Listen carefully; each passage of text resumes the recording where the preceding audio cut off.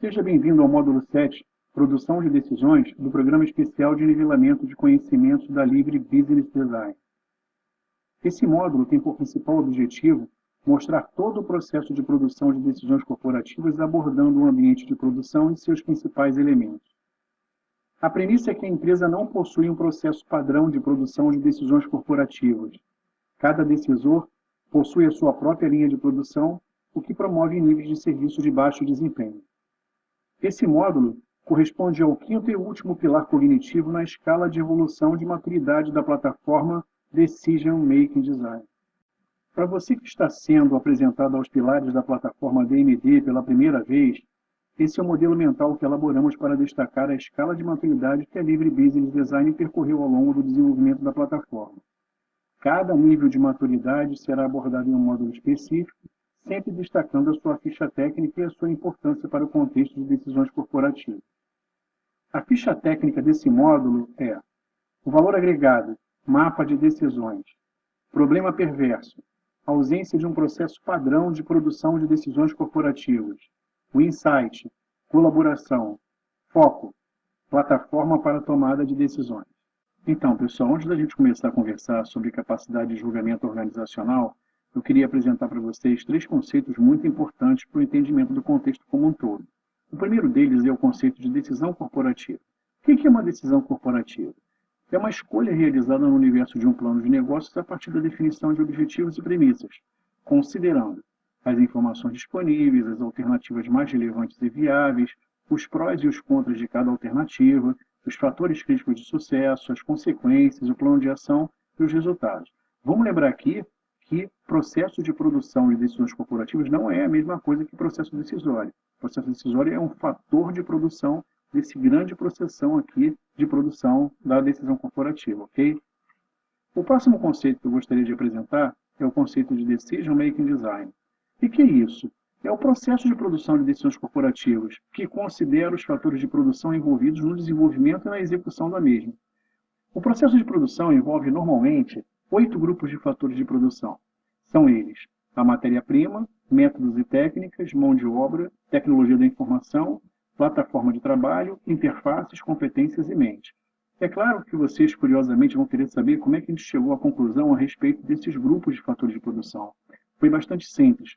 Nós fizemos uma relação dos fatores de produção necessários para você poder desenvolver e executar uma decisão corporativa. Com base nessa relação de fatores, a gente agrupou vários fatores por afinidade, fizemos um exercício de redução de grupos, porque isso deu origem a vários grupos, e no final a gente saiu com essa lista que a gente está apresentando para vocês, e depois de vários testes confirmamos que qualquer fator de produção vai se encaixar muito confortavelmente nessa lista de categorias que a gente está apresentando para vocês aqui. Ok. O próximo conceito que eu gostaria de abordar é o conceito de Decision Making Design. O que é isso? Quem é esse cara? Esse cara é o cara responsável por produzir a decisão corporativa. Ele é o responsável pelo processo de produção. Ele faz isso a partir de quê? De selecionar aqueles fatores de produção em cada grupo de fatores de produção que a gente viu agora no conceito anterior, e alinhar e integrar esses caras para poder, então, elaborar, produzir os julgamentos, fazer julgamentos cada vez mais efetivos e com grande rapidez. Então, com base nesses 3 conceitos, a gente já pode começar, então, a discussão da nossa capacidade de julgamento organizacional. Então, pessoal, fazendo uma analogia à dinâmica cognitiva lá da nossa mente humana, tentando estabelecer um paralelo entre isso daí, a gente pode dizer que dentro da nossa cabeça existe uma verdadeira fábrica de decisões gerenciada por nossa mente e cérebro. Essa fábrica é constituída por várias linhas de produção responsáveis pela produção de decisões corporativas de várias naturezas, estratégicas, táticas e operacionais. Todas as linhas de produção possuem as mesmas categorias, ou grupo, de fatores de produção, porém podem possuir fatores de produção diferentes, tais como referências corporativas, informações, dicionários, ativos de compliance, inteligência, etc. Em vários casos, a variedade de fatores de produção disponível pode melhorar muito o desempenho da linha de produção, mas fique alerta para não aumentar a complexidade dos processos e obter resultados não desejados. Entre as categorias ou grupos de fatores de produção mais comuns nas linhas de produção de decisões corporativas, podemos citar matéria-prima, métodos e técnicas, mão de obra, tecnologia da informação, plataforma de trabalho, interfaces, competências e meios. O processo de fabricação consiste em, dada uma decisão corporativa, selecionar os fatores de produção pertinentes, alinhá-los e integrá-los segundo os objetivos declarados e as suas respectivas relações de causa e efeito, visando produzir a decisão corporativa demandada. Usualmente, existe uma linha de produção para cada perfil de decisão corporativa a ser processado. O perfil da decisão corporativa pode ser caracterizado pela tempestividade da decisão, pela sua relevância para o negócio, pela presteza exigida, pelo esforço de mobilização de competências, pelas pressões do ambiente de negócio, pela interligação com outras decisões, pelas autoridades, ou seja, níveis hierárquicos envolvidos, etc. Poderíamos dizer que esse processo de fabricação, apesar de complexo, não é difícil, caso tenhamos, é claro, a disponibilidade de todos os fatores de produção necessários para produzir a decisão corporativa solicitada. Mas à medida que verificamos a falta de disponibilidade desses fatores de produção, a incerteza e a dificuldade do processo podem aumentar exponencialmente, com impactos devastadores na efetividade dos resultados. Então, pessoal, como é que essa coisa funciona? E lembrando lá da nossa mente humana, aqui por trás, aqui, essa figurinha, essa telinha aqui por trás, é a nossa área de trabalho. Então, todos esses fatores de produção selecionados de cada grupo desse daqui vai ser mandado aqui para a nossa área de trabalho. E o processo consiste em quê? Em a gente alinhar e integrar esses fatores de produção para produzir, então, a decisão corporativa. Então, o grande segredo está a gente colocar dentro da área de trabalho os fatores de produção corretos, para que a gente possa, então, produzir decisões bastante efetivas de uma maneira mais rápida. A partir de agora, nós vamos começar a abordar os 8 grupos de fatores de produção que citamos anteriormente. O primeiro deles é o grupo de fatores de produção de matéria-prima. Este grupo contempla os fatores de produção responsáveis por especificar e qualificar a decisão corporativa a ser produzida, especificando o seu perfil, informando seus objetivos ou critérios e as informações necessárias. Uma das principais fontes provedoras de informações é o sistema sensorial da empresa, representado pelos fatores ambientais, do ambiente de negócio, econômicos, sociais, políticos, tecnológicos, mercadológicos, etc. É muito importante a gente atentar aqui para esse sistema sensorial da empresa. Eu tenho visto, a maioria das empresas não tem esse sistema. Eles têm, assim, alguns serviços de clipping e tal, para dar notícias e distribuir para todo mundo, mas não existe um sistema sensorial planejado especificamente para coletar informações de todo o ambiente. Isso é muito importante, porque vai deixar a empresa mais vulnerável, porque ela vai ter vai prejudicar a capacidade dela de fazer o julgamento organizacional. Então, pessoal, a atenção máxima para o sistema sensorial da empresa. Vá lá na sua empresa e veja como é que está esse sistema sensorial. Avalie os fatores econômicos, ecológicos, sociais, políticos, tecnológicos, etc., a fim de que você possa ter certeza que a sua empresa está bem estruturada em termos de informação. Aqui, então, é um exemplo do que a gente quer dizer para o perfil da decisão. Quando a gente comenta aqui, especificando o seu perfil, a gente quer dizer isso. Se a decisão é uma decisão estratégica, tática, operacional, se é uma decisão individual ou de grupo, se ela vai mobilizar muitas competências para o seu desenvolvimento e execução, qual é o custo dessa decisão, qual é a presteza com que ela vai ser disponibilizada, qual é a relevância dessa decisão para o negócio, qual é a complexidade, o número de fatores envolvidos nesse desenvolvimento e execução da decisão, qual é a tempestividade, ou seja, o oportunismo, a hora em que ela deve ser realmente aplicada, desenvolvida e executada, a estruturação dela, se é uma decisão já estruturada, conhecida e amadurecida, ou é uma decisão inédita, as pressões que a gente sofre ao tomar decisões, pressões do acionista, pressões do governo, pressões de outras partes interessadas, e, finalmente, a interligação dessa decisão com outras decisões, caracterizando aí um desdobramento de decisões, efeitos colaterais, uma decisão chama outra, que chama outra, que chama outra. Então, pessoal, essa é a ideia que eu queria dar para vocês sobre esse grupo de fatores de produção, matéria-prima, onde o foco dele, o centro dele, a essência dele, na verdade, é representado pelo sistema sensorial da empresa, responsável por fornecer, prover informações do ambiente de negócios para os tomadores de decisão. Vamos abordar agora o grupo de fatores de produção, métodos e técnicas. Esse grupo contempla os fatores de produção responsáveis por apontar não só padrões de procedimento a serem aplicados durante o processo de produção, como também as técnicas para o desenvolvimento das decisões. Um dos padrões mais importantes é o processo decisório. Uma das técnicas ou melhores práticas de maior valor agregado é a documentação de todo o processo de produção com base no modelo mental vigente na empresa, gerando um histórico passível de ser reutilizado. O que a gente está querendo dizer aqui, fazendo uma simulação para que todo mundo possa entender? Pessoal, se cada um tomar a decisão do jeito que quiser, fica muito complicado. Não só para a gente entender como a gente chegou naquela decisão, mas para gerar alguma documentação que seja passível de reutilização, que represente um padrão, que represente uma certeza de que aquela ali é a melhor prática que a gente está utilizando.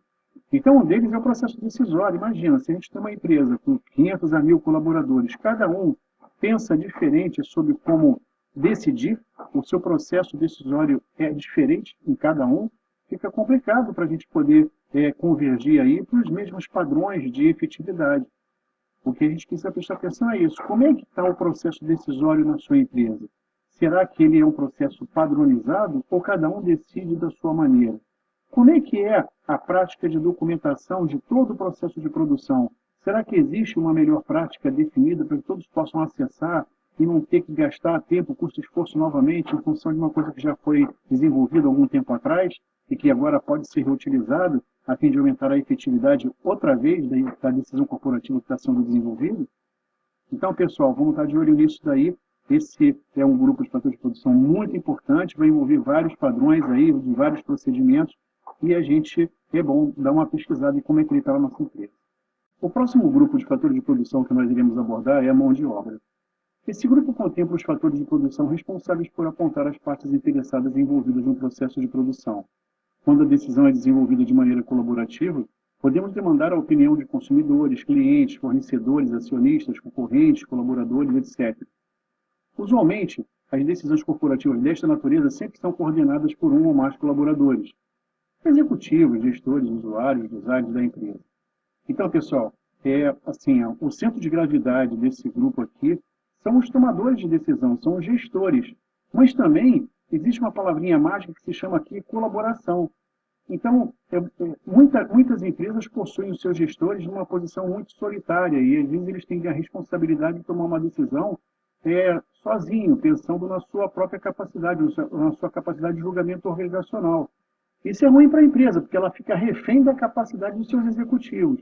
Quando a decisão é tomada de uma maneira colaborativa, aí está envolvendo outras partes interessadas, que têm outras perspectivas de negócio e que pode, sim, ajudar aos nossos gestores ou decisores a tomar a decisão correta, né? A tomar decisões mais efetivas, né?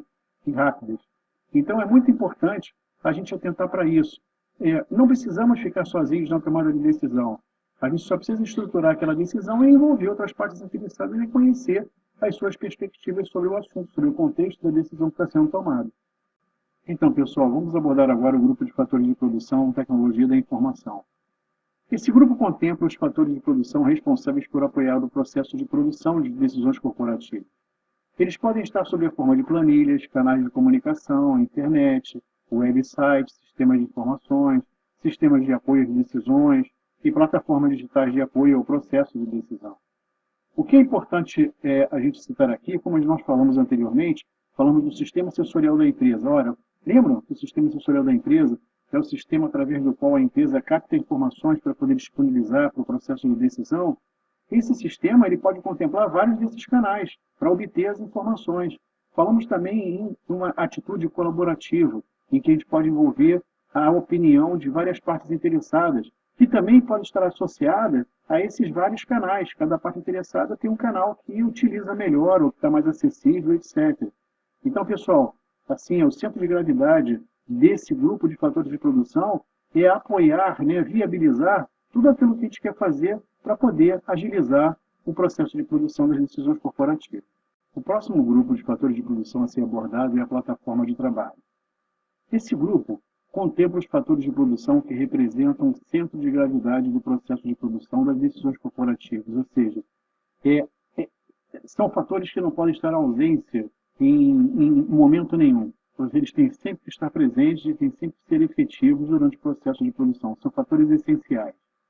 Entre os mais importantes estão a internet, responsável pelo alto nível de colaboração entre as partes interessadas, alguns softwares de apoio ao processo de produção, a estrutura cognitiva da empresa, ou seja, como a empresa pensa, como a empresa raciocina, como é que ela resolve o problema, o método de tomada de decisões, e aí é importante a gente saber qual é o processo que está por trás disso daí, né, para a gente poder nivelar essa linguagem de tomada de decisão entre todos os colaboradores da empresa. Então, todo mundo vai estar passando pelo mesmo processo, então eu vou poder gerar ativos que vão poder ser reutilizados depois, né, em função de eu estar documentando essas experiências de cada decisão que eu estou tomando. E, é claro, os tomadores de decisões. Então, pessoal, é muito importante. A gente vai falar aqui mais uma vez sobre o centro de gravidade. Esses fatores, especificamente, que a gente está falando aqui, eles formam uma plataforma de trabalho, ou seja, sem algum desses fatores, eu não consigo ter uma plataforma para trabalhar, então o processo todo fica comprometido. Então, é muito importante assim, uma atenção especial nesses fatores de produção especificamente, a fim de que a gente possa viabilizar todo o processo. Agora nós vamos abordar o grupo de fatores de produção interfaces. Esse grupo contempla os fatores de produção responsáveis por prover a área de trabalho ou memória de curto prazo com as informações demandadas pela decisão corporativa. Essas informações podem estar em vários formatos e entre os principais estão as referências corporativas, composta pelo conceito, pelas relações e pelo modelo mental dos elementos do plano de negócio. Os dicionários empresariais, que na verdade eles representam assim, o centro de gravidade de uma linguagem corporativa, porque ele faz com que um conhecimento esteja centralizado, ou seja, saia do tácito, né, da cabeça de todo mundo e fique aqui no explícito para que todo mundo possa ter acesso. Alguns exemplos desses dicionários são dicionários de estratégias, que contém relações e atributos de várias estratégias. O mesmo serve para competências, conveniências, emoções, relações, serviços internos e risco. Então, numa linguagem corporativa comum, eu posso mais ter de 30 a 50 dicionários empresariais. Então, isso é muito importante para o nivelamento de conhecimento dos colaboradores. Um outro tipo de fator de produção, que seria o histórico de experiências, e aí vale o mesmo conceito, quer dizer, aqui vão ter as decisões que eu já desenvolvi, os problemas que eu já resolvi, os projetos que eu elaborei, os processos que eu executei, ativos intangíveis, ou seja, inteligência, modelos mentais, padrões, compliance, tudo isso que pode ser reutilizado e que estão no meio de compartilhamento e que dentro da plataforma dedicada à tomada de decisão. Pessoal, é muito importante esse volume de interfaces que a gente pode gerar aqui na área de trabalho, porque se eu não tiver dicionário empresarial, histórico de experiência, etc., eu vou estar colocando poucas informações na área de trabalho e isso aí pode me deixar mais vulnerável, porque o meu nível de incerteza pode ser muito grande e eu posso acabar fazendo um julgamento com base nessa incerteza. Então, é muito importante a gente tentar para a disponibilidade desses ativos. Então, pessoal, tive a oportunidade de falar pelo menos umas 2 ou 3 vezes a respeito da área de trabalho, né? Então, falamos lá nas interfaces, falamos, toda hora estamos falando dela, e a ideia é de que vocês tenham uma percepção sobre como ela funciona. Então, a área de trabalho, localizada na nossa consciência, representa o espaço no qual todos os elementos necessários ao processo de desenvolvimento da decisão deverão estar disponíveis. Tais como, e aí a gente vai falar sobre alguns que a gente já teve a oportunidade de falar anteriormente, né? As informações do ambiente, quer dizer, coletadas lá pelo sistema sensorial da empresa, o modelo mental da decisão corporativa, quer dizer, o modelo padrão de como as pessoas tomam decisões, as referências corporativas, quer dizer, aqueles elementos do plano de negócio que possuem já um mapa mental definido, padronizado, compartilhado, os dicionários de conhecimento, o histórico de referências corporativas, ou seja, tudo aquilo que eu já fiz e que eu estou documentando ali para que ele possa ser reutilizado, as experiências, quer dizer, uma coisa que é gravada na minha inconsciência, né, em função da minha maturidade profissional, então as coisas vão acontecendo, e a minha consciência, com um estado de atenção máximo, acaba gravando lá na minha inconsciência para que eu possa recuperar essa informação depois. Compliance também, referentes aos ativos de compliance, inteligência, interferências cognitivas, ou seja, armadilhas dos nossos mecanismos cognitivos, outros elementos afins, e informações irrelevantes para a decisão percebidas pelo nosso sistema sensorial, aquele lixo cognitivo, né? Percebe, mas eu não vou fazer nada com aquilo. Então, pessoal, a importância da área de trabalho, ela é assim, ela é tamanha, é vital, ela é extremamente importante para que eu tenha um lugar onde todo mundo possa colaborar, todos os processos cognitivos possam colaborar de alguma maneira. Então, o instinto vai estar mandando alguma coisa para cá, a inconsciência vai estar mandando alguma coisa para cá, a consciência, a inteligência, e eu vou estar pegando todas essas informações, vou estar alinhando, integrando, para ver como é que eu posso produzir uma decisão efetiva rapidamente. Mas é muito importante, quanto mais informação relevante eu tiver aqui para tomar a decisão, melhor vai ser a qualidade da minha decisão. Então, o papel da área de trabalho é justamente esse, é permitir que todos os processos mentais possam convergir com as suas colaborações para o desenvolvimento da tomada de decisão de uma maneira padrão. Então, todo mundo vai estar mandando para lá, todo mundo sabe que tem que mandar informação para lá, e é ali que eu vou estar trabalhando. Agora vamos abordar o grupo de fatores de produção competências. Esse grupo contempla os fatores de produção que expressam as competências necessárias à produção das decisões corporativas demandadas. Usualmente, são competências individuais complementadas por competências corporativas. Entre as dimensões de competências mais demandadas estão o perfil, o relacionamento, o conhecimento, a experiência, a habilidade e o desempenho. Então, o que é importante a gente perceber aqui? Primeiramente, é essa parte da complementação das competências individuais com as competências corporativas. A empresa ela não pode ficar refém da capacidade de julgamento organizacional de cada colaborador. Na verdade, ela tem que, ela precisa complementar, trazer esse colaborador para mais próximo da realidade dela, da realidade do negócio ou do setor dela. Como é que a gente faz isso? Complementando as competências individuais com competências corporativas. Esse é um ponto fundamental. A gente não pode, mais uma vez, ficar refém da capacidade de julgamento dos decisores. Um outro ponto que vocês devem ter alguma curiosidade para saber em relação a essas dimensões das competências que a gente apresentou aqui. Pois é, o que nós fizemos? Nós pegamos várias qualificações e tentamos aí agrupar essas qualificações por afinidade e identificar alguns grupos que pudessem, então, expressar aí a funcionalidade, né, de todas essas qualificações. E então a gente chegou a uma solução que envolvia 6 dimensões distintas, né?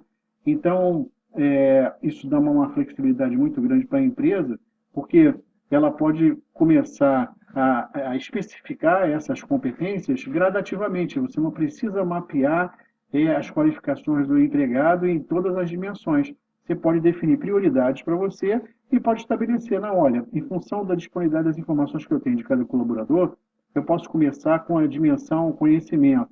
Olha, em função da disponibilidade de informações do que esse colaborador faz, eu também posso colocar aqui, começar a especificar a experiência. Em função das experiências que esse colaborador já foi submetido, eu posso especificar a habilidade dele. Em função de uma avaliação que a empresa está fazendo, eu posso, então, especificar também o desempenho de cada colaborador. Enfim, você pode decidir qual a dimensão que você quer colocar primeiro. Não tem uma ordem específica. Se você tiver informação sobre alguma dessas dimensões, então você pode seguir nesse caminho. Vamos abordar agora o grupo de fatores de produção mente. Esse grupo contempla os fatores de produção responsáveis pela dinâmica cognitiva humana e pela dinâmica cognitiva corporativa. Contempla os processos mentais, raciocínios, memórias de curto e longo prazo, percepção, atenção e as armadilhas da inconsciência representadas aí pelos nossos mecanismos cognitivos. Vamos dar uma ideia disso que a gente está falando aqui, de todos esses elementos. Inicialmente começamos a falar sobre os processos mentais, né? O instinto, a consciência, inteligência, que conseguimos manter um paralelo entre a mente corporativa e a mente humana. Cada um desses processos mentais trabalha com um tipo de raciocínio, né? Com uma natureza de raciocínio. Por exemplo, o instinto trabalha com raciocínio impulsivo, a inconsciência trabalha com raciocínio intuitivo, a consciência trabalha com raciocínio dedutivo, indutivo, analógico e metafórico. A inteligência trabalha com raciocínio divergente, conceptivo e abdutivo. com base nesse raciocínio aqui, eu vou estar olhando sempre aqui todas as informações da minha área de trabalho e vou estar aplicando esse tipo de raciocínio. Agora, eu vou estar sempre sofrendo uma interferência. Interferência de quem? De todos os meus mecanismos cognitivos. Todos esses mecanismos interferem nas minhas respostas em função da incerteza que eu tiver aqui na hora que eu estiver tomando a decisão. Quanto mais incerto, mais esses mecanismos vão estar entrando em ação aqui para poder interferir de alguma maneira no meu processo de tomada de decisão. Agora, só uma coisa, eles têm um objetivo. Eles têm o objetivo de fazer as coisas mais rápidas, de desafogar o cérebro, de fazer as coisas ser mais simples para o teu cérebro, mas eles não têm compromisso nenhum com a eficácia do que eles estão propondo. Então é muito importante, quando a gente conseguir ter a consciência de que está sob a custódia de um mecanismo cognitivo, a gente perceber, opa, peraí, esse cara está me sugerindo fazer isso daí, mas ele não tem nenhum compromisso com a solução, se essa solução vai dar certo ou não vai. Então tem que tomar cuidado. Agora, finalmente, queria apresentar alguns elementos para vocês que são muito importantes em todo o processo. Um deles é a área de trabalho, onde a gente manda todas as nossas informações para que elas possam ser processadas aqui direitinho. E a área de trabalho sofre a influência, é claro, de todos os processos mentais. Aqui o instinto vai estar influenciando, a inconsciência vai estar influenciando, a consciência sim também, a inteligência também, os mecanismos cognitivos também, os raciocínios, enfim. Todo mundo vai estar trabalhando com as informações que estão na área de trabalho. Falando um pouquinho sobre memória, nós temos dois tipos de memória. E a gente vai fazer esse paralelo também em relação à empresa. A gente tem a memória de curto prazo e a memória de longo prazo. A memória de curto prazo é onde a gente guarda aquelas informações que têm mais disponibilidade para a gente, que aconteceram agora recentemente. Então, vai estar tudo guardado ali. Depois de um certo tempo, ela é substituída e a gente perde essa referência. Agora, a gente tem outro tipo de memória, que é a memória de longo prazo. E como é que a gente faz para gravar nessa memória de longo prazo, para transformar essa memória de curto prazo em memória de longo prazo? É através da atenção. Então, quando eu estou vivendo alguma experiência em que eu tenho uma atenção muito grande, ou seja, que eu tenho uma consciência muito grande dessa experiência, eu então vou estar gravando essa experiência lá na minha consciência para que um dia ela possa ser recuperada também. É muito importante vocês entenderem essa relação aí. A atenção significa uma consciência plena de tudo o que está acontecendo. Claro que a gente não consegue ter 100% de atenção em várias experiências, né? Mas em algumas a gente pode chegar até 85%, 90% de atenção e aí sim gravar com muita fidelidade essa experiência que a gente está vivendo na área de consciência. A percepção também é muito importante, porque quando você está em algum lugar, ou então quando te apresentam alguma imagem, quando te apresentam algum som, algum vídeo, alguma coisa assim, você pode perceber o que está ali, ou o que não está, o que está sendo dito e o que não foi dito. Se você está lendo, você está percebendo o que está escrito e o que não foi escrito, e assim por diante. Então, o poder de percepção da gente é muito importante para a gente melhorar a qualidade da experiência que a gente está gravando. Então, se a gente não perceber todos os detalhes de uma determinada situação, essa experiência vai ser gravada, porque eu estou tendo atenção a ela, estou no nível de consciência plena, mas, infelizmente, a qualidade dessa experiência que vai estar sendo gravada não vai ser boa.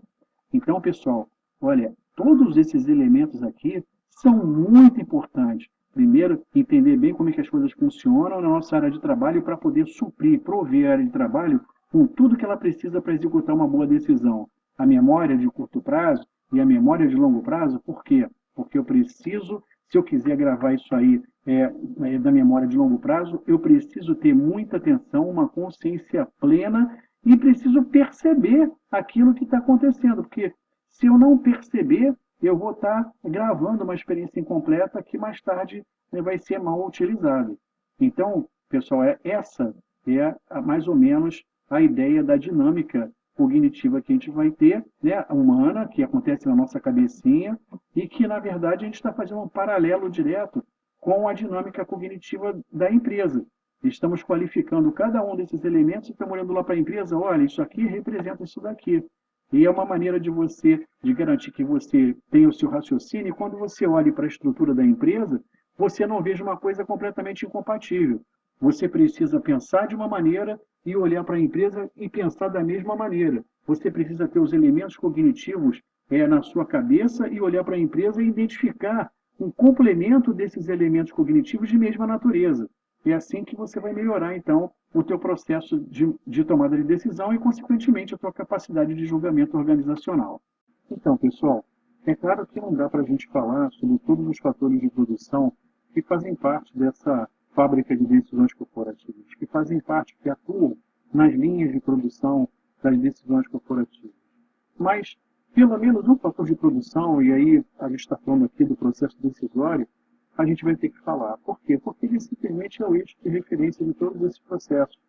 Então, lembra que a gente falou sobre o cenário da tomada de decisões nas empresas e que não existe um padrão, quer dizer, cada um tem na cabeça, né, um mapa mental diferente do processo de tomar decisão, quer dizer, todo mundo toma decisões diferentes, porque tem processos diferentes, e essa coisa fica muito complicada no final. Então, se a gente tiver que começar por algum lugar, a gente começaria a padronizar o processo decisório, ou seja, aquele processo que é responsável pelo desenvolvimento, pela execução da decisão, mas focando somente o processo, não a produção da decisão como um todo. Então, a partir de agora, a gente vai estar conversando com vocês sobre todos os conceitos que estão no contexto desse principal fator de produção da nossa fábrica de decisões. Vamos começar então apresentando o conceito do próprio processo decisório.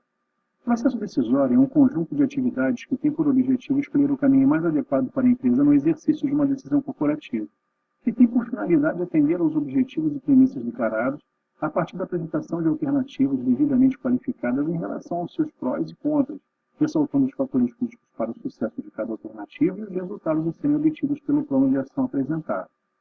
Se vocês repararem, cada elemento aqui que a gente colocou em vermelho é um conceito que a gente vai estar abordando que faz parte de uma fase do processo decisório. Então, por exemplo, aqui eu recebi a decisão, eu tenho a decisão qual é, então eu vou estar qualificando essa decisão. Lembra que a gente estava definindo o perfil da decisão? E aqui, quais são os objetivos e premissas? O que eu estou querendo com essa decisão? Quais são os critérios que eu tenho definidos para poderem ser atendidos pelas alternativas? Então, aqui eu vou ter as alternativas. Então, aqui eu posso desenhar alternativas sensíveis a tempo, a custo, a esforço, e, enfim, o que você achar que pode aqui propor, né, para poder atender aos critérios e os objetivos. A ideia é desenvolver alternativas que possam atender aí 70%, 80% dos critérios. Nunca, é muito difícil você desenhar uma alternativa que possa atender 100% dos critérios. Depois que você define as alternativas, você vai definir os prós e os contras daquela alternativa. Então, vamos ver aí, olha, o que tem de legal e o que tem de contra para que a gente não use ou use aquela alternativa. E aí, a gente vai estar balanceando isso daqui. Depois que a gente escolher as alternativas em função dos seus prós e contras, a gente vai ver quais são os fatores críticos para aquela alternativa dar certo. Uma vez vendo quais são os fatores críticos que impediriam, né, que essa alternativa desse certo, a gente vai definir, então, um plano de ação. O que eu vou fazer, então, considerando os fatores críticos, né, os prós e os contras da alternativa, para poder conseguir atender aqueles objetivos e premissas que a minha decisão está demandando. Depois que eu definir o plano de ação, aí eu vou executar o plano de ação, é claro, e vou estar vendo aqui quais são os resultados daquele plano de ação. Vão aqui medir a efetividade desse meu processo decisório, vou ver no final se eu conseguir realmente atender aos meus objetivos e premissas aqui definidos, né, que eram demandados pela decisão em si. Então, pessoal, é muito importante e muito simples, né, que a gente tenha isso aqui no sangue, né? Na verdade, todos os colaboradores da empresa deveriam entender. Quando a gente falasse de decisão corporativa, é exatamente isso que está aqui. É a decisão que eu recebo, defino os critérios, os objetivos e premissas que eu tenho que cumprir, defino várias alternativas para poder saber o que melhor pode atender ou não e dar uma opção para quem quiser decidir sobre isso, verificar prós e contras e depois definir fatores críticos de sucesso, considerando esses prós e contras aqui, depois executar o plano de ação e verificar o resultado. Isso que eu tenho que ter no meu sangue e fazer com que isso aqui seja o padrão, quer dizer, que todo mundo que estiver tomando decisão na empresa está seguindo o mesmo caminho e a gente vai ver por que depois. O próximo conceito que nós vamos abordar no contexto do processo decisório é o conceito de perfil da decisão corporativa. O perfil da decisão corporativa é um conjunto de atributos capaz de qualificar funcionalmente a decisão corporativa sob vários aspectos do design. É recomendável não evoluir no processo decisório enquanto o perfil da decisão corporativa não estiver bem claro. A gente já conversou sobre isso quando nós falamos sobre a capacidade de julgamento organizacional no grupo de fatores de produção de matéria-prima. Vamos comentar uma outra vez, então, para fortalecer bastante o conceito. Então, quando a gente está falando de perfil da decisão, a gente está falando se a decisão é estratégica, tática operacional, se é individual ou grupo, se vai mobilizar muitas competências, ou seja, vai demandar muitas competências para o seu desenvolvimento e execução, como é que estão os custos, se é alto, se é baixo, a presteza, quer dizer, o prazo que você tem para poder liberar essa decisão, a relevância para o negócio, a complexidade em função de envolver vários fatores de produção, a tempestividade, se ela é oportuna ou não, se está na hora, se a frequência dela com que vai ser executado, a estruturação, se é uma decisão estruturada, que a gente já conhece, ou se é uma decisão inédita, que é a novidade para a gente, as pressões das partes interessadas, às vezes pressão de acionista, pressão do colaborador, pressão de cliente, pressão de fornecedor, etc. A interligação dessa decisão com outras decisões, que a gente chama de decisões interligadas, né, em função delas possuírem um certo desdobramento. Enfim, se a gente não souber aqui alguns atributos básicos dessa decisão antes da gente evoluir, a gente pode ter uma surpresa lá na frente e aí vai ser tarde demais, já vamos ter perdido alguns recursos operacionais para repensar no que a gente vai fazer. Então, antes de caminhar no processo decisório, por favor, vamos conhecer bem o perfil da decisão e só quando eu tiver certo de que a decisão é isso mesmo, olha, é essa decisão que eu quero tomar, o perfil dela é esse, então a gente passa para o próximo passo. Ok? Então, pessoal, vamos abordar agora mais um conceito do contexto do processo decisório. O próximo conceito é, então, objetivos e premissas da decisão. Os objetivos e premissas de uma decisão corporativa significam resultados não ambíguos, ou seja, não têm duas interpretações, a serem alcançados pelas alternativas propostas. A relevância de uma alternativa pode ser medida pela intensidade de sua conformidade com os objetivos e premissas apresentados. Então, pessoal, é muito importante a gente não dar nenhum passo adiante, né, não evoluir nenhum passo sem antes a gente entender que a nossa lista de objetivos e premissas está bem clara, ela não oferece uma outra interpretação, um outro significado daquilo ali, para que a gente possa, então, caminhar no processo decisório, sem ter que lá na frente perceber que a gente está fazendo tudo certo, mas para atender o objetivo e a premissa errada. Então, como a gente não quer que isso aconteça, a gente aqui mesmo, em relação aos objetivos, a gente vai procurar ser bastante claro em relação àquilo que a gente está querendo. Os objetivos e premissas devem ser classificados quanto à importância e prioridade de atendimento. Sim, essa é uma outra coisa que a gente tem que deixar enfatizar bastante aqui. Então, é fundamental que a gente atribua pesos para cada objetivo, que a gente atribua um grau de importância para cada objetivo. Porque, na verdade, quando eu for fazer as alternativas, não adianta só eu atender ao número máximo de objetivos que foram relacionados. Para mim, é importante atender os objetivos mais importantes dessa lista, né? As prioridades, não só de objetivos, mas com premissas, né? As prioridades que foram estabelecidas. Isso aí é de fundamental importância. Então, nessa parte aqui, eu só tenho que me preocupar com isso. Objetivo claro, premissa clara, e aí vou estar definindo um grau de prioridade para elas, para então facilitar a vida de quem vai elaborar as alternativas. Vamos abordar mais um conceito dentro do contexto do processo decisório. O conceito agora vai ser informações relevantes. As informações relevantes para a decisão compreendem os elementos necessários para o processo decisório, os dados e fatos fornecidos pelo sistema sensorial da empresa, os fatores ambientais. Lembram? Os fatores sociais, políticos, econômicos, tecnológicos, ecológicos, mercadológicos, etc. São esses os fatores ambientais. E os outros sistemas que apoiam a decisão. Devem atender às demandas dos objetivos e premissas definidos a fim de reduzir o nível de incerteza na área de trabalho. A efetividade das alternativas é diretamente proporcional à redução das incertezas e à disponibilidade das informações. Então, a dinâmica cognitiva corporativa vai estar enviando informações de várias áreas da empresa, né, de vários processos cognitivos da empresa para a área de trabalho. Por exemplo, aqui eu estou mandando dados e fatos da minha área de consciência corporativa. Aqui eu estou mandando compliance, que significa leis, regulamentos, diretrizes para balizar o comportamento pessoal para essa tomada de decisão, que vem da minha governança corporativa. Aqui eu tenho dicionários que vêm lá da minha inconsciência corporativa. Aqui eu tenho históricos e experiências que são gravadas aqui ao longo do tempo, né, para poderem ser reutilizados, que também vêm lá da minha inconsciência corporativa. Então, é preciso que essas informações estejam disponíveis para que as alternativas possam ser geradas a partir delas. Quando isso não acontece, então a gente vai ter algum impacto na efetividade dos resultados. O próximo conceito que nós vamos abordar dentro do contexto do processo decisório é o conceito de alternativas. Alternativas são opções de escolha construídas a partir de informações e elementos disponíveis na área de trabalho. Vimos isso anteriormente e verificamos o quanto é importante a gente ter as informações demandadas pelo objetivo e pela premissa a fim de garantir a efetividade das alternativas. A relevância das alternativas é medida pela intensidade de sua conformidade com os objetivos e premissas apresentados.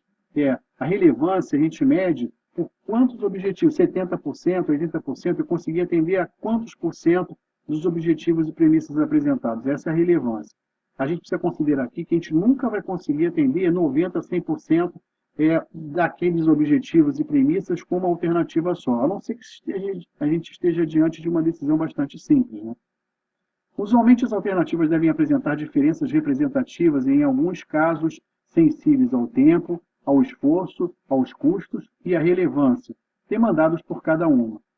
Pessoal, na verdade, não é legal a gente apresentar alternativas parecidas em termos de perfil. A gente tem que colocar aí qual é a vocação de cada alternativa. Essa aqui tem a vocação do tempo, essa aqui tem a vocação do esforço, essa aqui tem a vocação dos custos, essa da relevância, e aí fica mais fácil eu atribuir uma importância para aquela alternativa e verificar aquela que realmente me agrada, aquela que realmente tem maior relevância para os objetivos e premissas que estão sendo demandados. É recomendável a apresentação de 3 a 5 alternativas a fim de não promover a complexidade do processo decisório. É verdade, pessoal. A gente não pode ficar aqui definindo 5, 6, 7, 8 alternativas para determinados objetivos e premissas que sejam apresentados, porque, na verdade, isso daí vai tornar o processo muito complexo e aí a gente pode não colher bons resultados em relação a isso. Vamos ficar ali em torno de 3 a 4 alternativas. Eu acredito que a gente vai poder representar muito bem o perfil e a vocação de cada alternativa para facilitar esse processo aí para o tomador de decisão. Outro conceito que vale a pena a gente abordar dentro do contexto do processo decisório é o conceito de prós e contras. Cada alternativa deverá apresentar um balanço de suas vantagens, ou seja, suas consequências positivas e desvantagens, suas consequências negativas. O balanço deverá ser comparado aos objetivos e premissas apresentados e avaliados em termos de possibilidade de aumento ou redução de impacto nas expectativas de resultados. Uma vez eu li em algum lugar que o cara dizendo que toda solução traz novos problemas, e é verdade. Então, uma alternativa é boa porque ela resolve algum tipo de problema, mas ela, de repente, pode causar algum efeito colateral e aí pode trazer novos problemas. O que a gente vai ter que fazer é o seguinte, vamos buscar qual é a melhor relação de custo-benefício, qual é a alternativa que nos dá os prós muito maiores do que os contras, mais vantagens do que desvantagens, mas para isso a gente precisa fazer um estudo, botar no papel direitinho e analisar para ver qual é a melhor opção a ser tomada em relação a isso. Então é bastante simples, pessoal, é um exercício só de mapeamento do que é consequência positiva e consequência negativa e a gente vai medir aí qual é o impacto de cada uma no resultado da decisão. Então, pessoal, vamos abordar mais um conceito dentro do contexto do processo decisório. Esse próximo conceito agora é fatores críticos. Fatores críticos são recursos, ações, eventos, condições ou fenômenos que precisam acontecer ou conspirar para que uma determinada alternativa tenha sucesso. Isso é muito importante, porque quando a gente souber que é fundamental que um fator crítico aconteça, e se a gente não está vendo a mínima chance daquilo acontecer, então é melhor a gente deixar aquela alternativa de lado, antes mesmo da gente assumir. Por exemplo, Vamos imaginar que para uma decisão, por algum motivo, você exija a participação da alta administração. E você vê que a alta administração não está nem aí e ela não está sensibilizada em relação àquela decisão e que isso não vai acontecer. Então, é besteira você selecionar essa alternativa. Então, parte para outra, porque pelo fator crítico de sucesso você não consegue administrar isso daí e sabe que a coisa não vai vingar. Os fatores críticos podem ser internos quando a empresa tiver controle total sobre o seu comportamento e externos quando a mesma não for capaz de influenciar os mesmos. Então, beleza, pode ser externo e você, se não tiver controle e achar que aquilo ali é muito importante que não vai acontecer, então a coisa você tem bastante risco nas mãos. Agora, quando for interno, você tem possibilidade de influenciar o resultado, de influenciar aquele fator, aí você está numa posição mais confortável e está com menos risco, né, de as coisas acontecerem de uma maneira que você não deseja. A incerteza é diretamente proporcional à incapacidade de influência da empresa em relação aos fatores críticos, é verdade. Quanto maior a minha incapacidade de influenciar alguma coisa que dê certo, maior vai ser a minha incerteza e maior vai ser a minha probabilidade de que tudo dê errado. Então eu tenho que garantir, pessoal, que uma vez definido, olha, esses fatores aqui são essenciais para que essa alternativa dê certo. Então é buscar aquilo, analisar e se você vê que você não tem nenhuma influência sobre aqueles fatores críticos, então abre mão daquela alternativa e escolhe uma outra vocação de alternativa que você possa ter mais influência. O próximo conceito que nós vamos abordar no contexto do processo decisório é o conceito de plano de ação. Plano de ação é o conjunto de iniciativas e recursos mobilizados que visa produzir o resultado esperado da alternativa escolhida. O resultado deverá ser medido quanto à sua efetividade, ou seja, eficácia e eficiência, considerando as vantagens e desvantagens e fatores críticos inerentes à alternativa em referência, e também pela sua relevância em relação aos objetivos e premissas declarados. Então, pessoal, olha quanta coisa a gente está acumulando aqui, né? A gente está definindo um plano de ação, né? Como é que a gente vai estar executando aquela alternativa, a gente vai considerar as vantagens e desvantagens, os prós e os contras que a gente viu lá anteriormente, vamos considerar os fatores críticos também, que fazem parte dessa alternativa, dessa vocação, dessa alternativa, e aí vamos também medir a relevância em relação aos objetivos e premissas declaradas. Vamos ver se realmente eu vou estar atendendo, vou estar dentro da minha expectativa de atendimento dos objetivos e premissas, ou seja, eu vou atender 80%, 70%, 90%, então a gente vai ter que medir para ver se isso tudo vai estar acontecendo no nível de cada alternativa, tá certo? Então, uma coisa que é importante a gente colocar aqui também é que, às vezes, para a gente atender vários objetivos e premissas, pode ser que a gente tenha mais de uma alternativa, que a gente escolha alternativas com uma solução de vocações, ou seja, eu posso abordar uma alternativa que tenha vocação de tempo e outra de esforço, então esforço e custo, então custo e tempo. Então eu posso fazer uma combinação para poder atender aquele objetivo e premissa de uma maneira mais próxima, né, aos 100%. Né? Pode ser que não chegue aos 100% ainda, mas que vai chegar próximo a eles. O próximo conceito que nós vamos abordar dentro do contexto do processo decisório é o conceito de resultados esperados. Resultados esperados é o produto esperado considerando a alternativa escolhida, ou as alternativas escolhidas. Usualmente fazemos uma verificação da alternativa em relação à importância e prioridade de atendimento dos objetivos e premissas apresentados.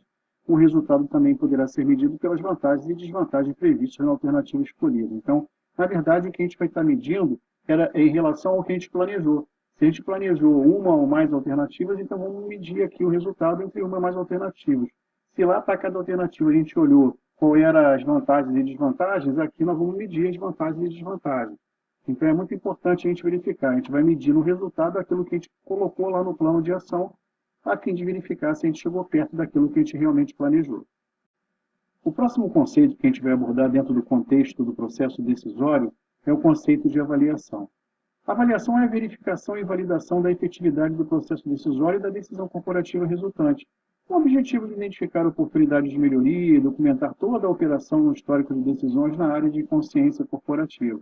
Na verdade, a gente vai verificar todo o processo, desde definição do perfil da decisão, desde da definição dos objetivos e das premissas, contemplando a coleta das informações necessárias a esses objetivos e premissas, depois avaliando, elaborando as alternativas, depois verificando os prós e os contras de cada alternativa, seus fatores críticos de sucesso, depois elaborando um plano de ação, executando esse plano de ação e agora verificando aí se a gente tem oportunidade de melhoria, né? Precisamos identificar a oportunidade de melhoria ao longo de todo esse processo.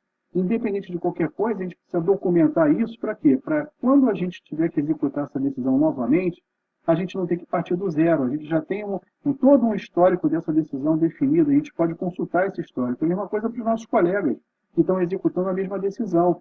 A gente não precisa aprender fazendo tudo novamente, a gente já pode aprender a partir daquilo que está lá registrado no histórico, e aí isso vai economizar recursos operacionais traduzidos em tempo, em esforço e custo para a gente, né? Que isso aí multiplicado pelo volume de decisões que a empresa tem diariamente, a gente vai verificar que é uma quantia bastante representativa. Bem, chegamos ao final do módulo de produção de decisões. Seria importante você mapear as linhas de produção das principais decisões corporativas produzidas na sua empresa, ou seja, fazer uma relação dos fatores de produção envolvidos em cada um. Verifique se existe algum padrão estabelecido ou algum em andamento. Avalie se a ausência de padrões de pensamento é uma prática boa ou ruim para a sua empresa. Não avance no programa de nivelamento enquanto não estiver sensibilizado o suficiente para o problema que estamos lhe apresentando. Passe para o próximo módulo somente depois de entender como é a realidade da produção de decisões corporativas na sua empresa. Aponte os pontos fortes e as oportunidades de melhoria, faça leituras complementares, enriqueça seus conhecimentos por meio de discussões com outras partes interessadas, de pesquisas e observações pessoais inerentes. No próximo módulo, falaremos sobre o escritório de apoio à gestão do design de negócios e a sua importância no desenvolvimento e na manutenção de uma central de inteligência corporativa. Estarei esperando por vocês. Até lá!